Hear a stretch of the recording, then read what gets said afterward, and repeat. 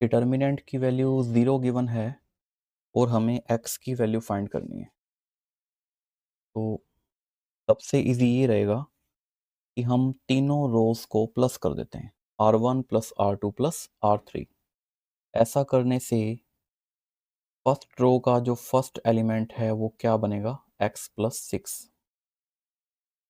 अब यहाँ से x प्लस 6 कॉमन आएगा और वहाँ से x की वैल्यू क्या आएगी, -6, जो कि ओनली सी ऑप्शन में है।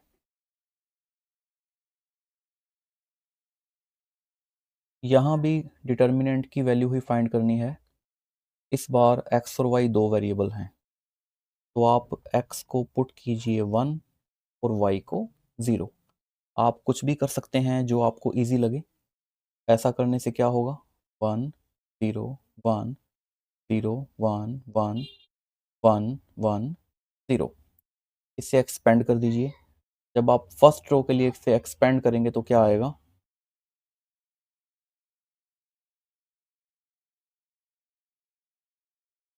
-2 आ जाएगा। अब ऑप्शंस में चलते हैं कि -2 किससे मिलता है। ए से शुरू करते हैं।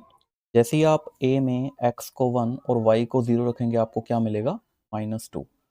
बाकी आप बी सी और डी में रख के दे सकते हैं, हमें -2 तो नहीं मिलेगा।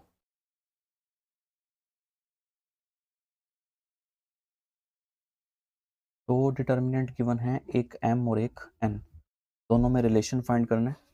देखिए, डिटर्मिनेंट की वैल्यू निकालते टाइम आप रोज को कॉलम्स में और कॉलम्स को रोज में कभी भी इंटरचेंज कर सकते हैं, उसकी वैल्यू में कोई अंतर नहीं आएगा। यहाँ अगर हम m की रोज को कॉलम्स में चेंज करें तो जो डिटर्मिनेंट मिलेगा उसको आप रिलेट कर सकते हैं किससे, n से। ओके, अब उसके लिए आपने क्या देखना है कि उनके प्लेस क्या हैं।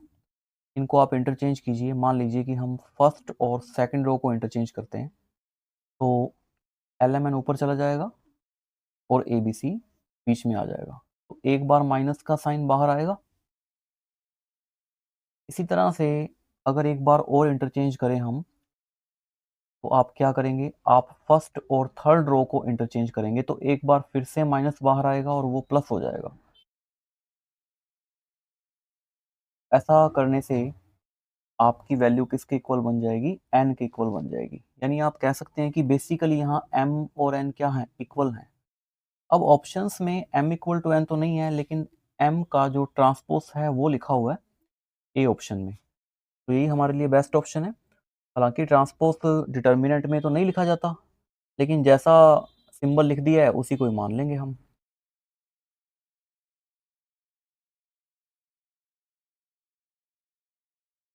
डिटर्मिनेंट के राइट हैंड साइड में एक पॉलिनोमियल गिवन है जिसकी डिग्री 7 है। हमें फाइंड करनी है कांस्टेंट ए नोट की वैल्यू। देखिए, बड़ा सिंपल है। ए नोट को रखने के लिए बाकी सबको हटाना पड़ेगा। हटाने के लिए x को पुट कर देते हैं 0 दोनों साइड्स में। इससे राइट हैंड साइड में ओनली क्या बचेगा, ए नोट, और लेफ्ट हैंड साइड में देखते हैं क्या बचता है, 0 -1 3 1 2 -3 -3 4 एंड 0। इसे एक्सपेंड करते हैं। पहली रो के लिए एक्सपेंड कर दीजिए आप, -1 यानी +1, ये आपका आ जाएगा 0 माइनस माइनस माइनस, 3 बार माइनस तो -9, +3 4 +6 -9 +30 इक्वल्स टू 21, यानी ऑप्शन ए।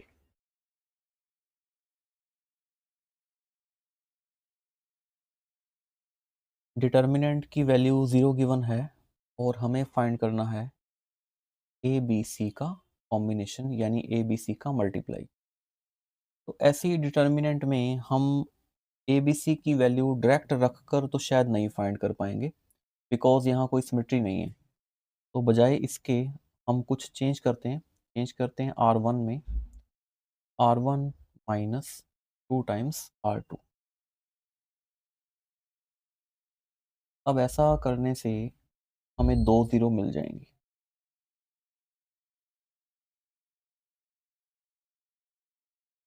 अगर एक्सपेंड किया जाए पहली रो के लिए तो एक तो ए आएगा 6, जो कि यहाँ दे रखा है कि आपने नहीं लेना। अब जो दूसरा हिस्सा है वो क्या बनेगा, b square minus a c equal to 0, यानी b square equal to a c. हमें फाइंड करना है ए बी सी, तो हम इसके दोनों ओर बी का मल्टीप्लाई कर देते हैं, तो ए बी सी क्या आ जाएगा, बी क्यूब।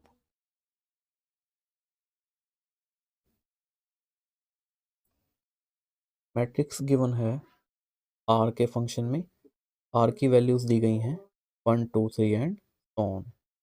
हमें फाइंड करना है डिटर्मिनेंट कहाँ से, पहले m1 का फिर m2 का, ऐसे ही 2008 तक।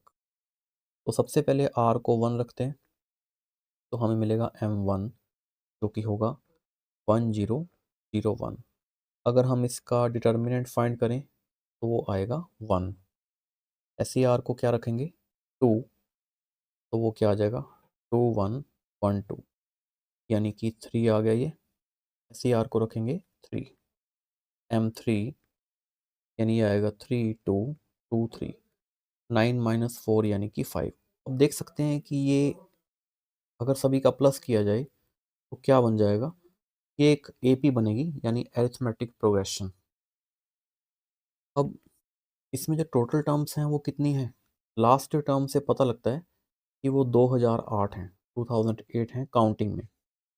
अगर हमने इन सभी का सम निकालना है तो एपी की एन टर्म्स के टोटल का ये फॉर्मूला होता है, जहाँ एन होता है नंबर ऑफ टर्म्स, ए होता है पहला पद यानी पहली टर्म, और डी होता है उनका कॉमन डिफरेंस।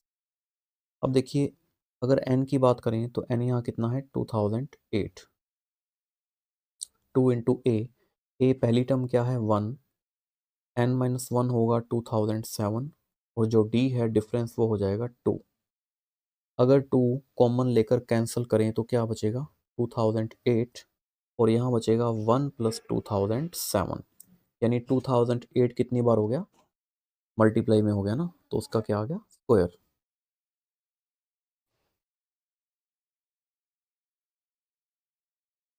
ओमेगा गिवन है और डिटर्मिनेंट भी ओमेगा की फॉर्म में है।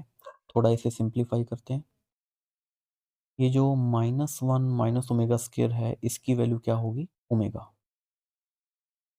और ये जो ओमेगा की 4 है इसको क्या लिख लेंगे ओमेगा, क्योंकि ओमेगा क्यूब क्या होता है 1। अब ये काफ़ी सिंपल है, C1 plus C2 plus C3 कर दीजिए, तीनों कॉलम्स का सम, तो 3 1 1, यहाँ बनेगा 1 प्लस ओमेगा स्क्वायर जो कि होता है 0, ये भी 0, ये इजीली एक्सपेंड हो जाएगा फर्स्ट कॉलम के लिए, 3 omega square minus omega raise to power 4, ये आपका आ जाएगा ओमेगा स्क्वायर माइनस ओमेगा, अगर आप ओमेगा कॉमन लेंगे तो ये आ जाएगा 1, यानी ऑप्शन सी।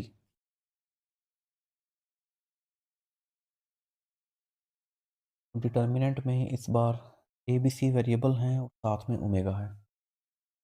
तो फर्स्ट मेथड ये है, सेकंड रो में से ओमेगा कॉमन लीजिए और थर्ड रो में से ओमेगा स्क्वायर कॉमन लीजिए, तो बाहर क्या आएगा ओमेगा क्यूब जो कि 1 होता है। फर्स्ट रो में से कुछ भी कॉमन नहीं लेंगे हम, अगर आप सेकंड रो में से ओमेगा कॉमन लेंगे तो यहाँ आएगा बी और यहाँ आएगा सी अपॉन ओमेगा। अब आप जानते हैं कि ओमेगा क्यूब क्या होता है 1, 1 अपॉन ओमेगा जो है क्या हो जाएगा ओमेगा स्क्वायर, तो यहाँ हम सीधा लिखेंगे सी ओमेगा स्क्वायर और यहाँ बचेगा बी ओमेगा। थर्ड रो में ओमेगा स्क्वायर कॉमन ले रहे हैं तो यहाँ बचेगा सी, यहाँ आएगा ए अपॉन ओमेगा यानी ए इंटू ओमेगा स्क्वायर, और यहाँ सी अपॉन ओमेगा स्क्वायर आएगा तो 1 अपॉन ओमेगा स्क्वायर फिर से क्या होगा ओमेगा होगा। अब आप देख सकते हैं कि अगर थर्ड कॉलम में से ओमेगा कॉमन लिया जाए तो फर्स्ट और थर्ड कॉलम क्या हो जाएंगे सेम, और आंसर क्या हो जाएगा 0। एक तो ये मेथड हुआ। सेकंड मेथड जो ज़्यादा श्योर नहीं होता, वो ये होता है कि अगर रोज़ या कॉलम्स में साइक्लिक ऑर्डर नज़र आए, तब भी आंसर 0 होने के चांस होते हैं, लेकिन ये 100% वर्क नहीं करता। एग्ज़ाम्पल के लिए, यहाँ अगर कॉलम्स की बात की जाए, तो कॉलम में देखिए ए के बाद बी आ रहा है, बी के बाद सी आ रहा है, 1 के बाद ओमेगा आ रहा है, ओमेगा के बाद ओमेगा स्क्वायर आ रहा है। यही पैटर्न जो है वो सेकंड और थर्ड कॉलम में भी फॉलो हो रहा है। अगर हम एक नॉन नेगेटिव एग्ज़ाम दे रहे हैं जिसमें नेगेटिव मार्किंग ना हो, तो वहाँ इस चीज़ को फॉलो किया जा सकता है। आंसर यहाँ से डायरेक्ट क्या गेस किया जाता है? 0।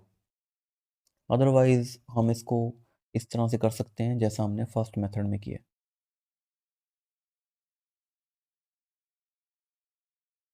यहाँ पैटर्न को ऑब्ज़र्व करते हैं। पैटर्न क्या है देखिए, 1 2 3 2 3 4, ये पैटर्न पहले भी आ चुका है। नेक्स्ट जो है वो 4 5 6 आया था। देखिए इस पैटर्न में हमने क्या किया था, R1 plus R3 minus 2R2, change मान लीजिए आप R1 में करते हैं। तो देखिए इससे आप देख सकते हैं कि ये दोनों मिलकर जब R2 में से माइनस होंगे तो पहला एलिमेंट क्या बनेगा? 0। सेकंड एलिमेंट भी क्या बनेगा? 0। थर्ड एलिमेंट में x वाली टर्म्स कैंसिल होंगी, a प्लस सी माइनस 2 भी बच जाएगा, बाकी एलिमेंट सेम रहेंगे। अब देखिए इस डिटर्मिनेंट के 0 होने के लिए हम ये कह सकते हैं कि ये जो थर्ड एलिमेंट है, ये भी क्या होना चाहिए? 0 एज कंडीशन। तो ये 0 कब होगा? जब a plus c equal to क्या होगा? 2b। और ये किसकी कंडीशन है? Arithmetic progression. ठीक। नेक्स्ट एक कांस्टेंट c पूछा गया है और c कोफिशिएंट है x का।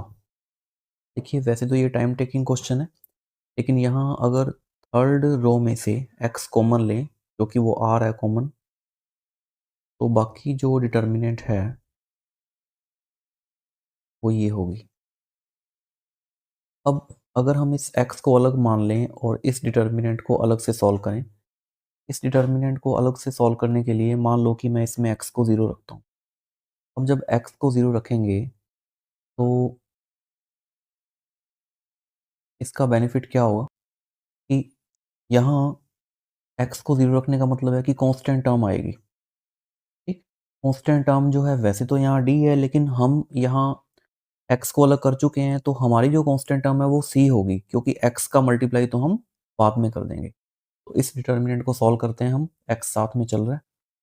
ध्यान रखना है कि ये x हमने अलग रखा हुआ है, हमने इसको 0 नहीं रखना, इसकी कैलकुलेशन एज ए मल्टीप्लाई ही ली जाएगी बस। तो हमें ओनली इस डिटर्मिनेंट को सॉल्व करना है। ये सॉल्व करते हैं तो ये आपका आ जाएगा -1, पहली रो के लिए एक्सपेंड कर देते हैं, ये आपका आएगा 0 -24, और इधर से 7 -3 + 2 यानी कि -1, तो ये आपका आएगा 24 - 7 = 17। अब 17 तो डिटर्मिनेंट की वैल्यू आई, लेकिन रियल में इस डिटर्मिनेंट का सॉल्यूशन क्या होगा? 17x होगा। इसलिए जो हमारा c है वो क्या हो जाएगा? 17।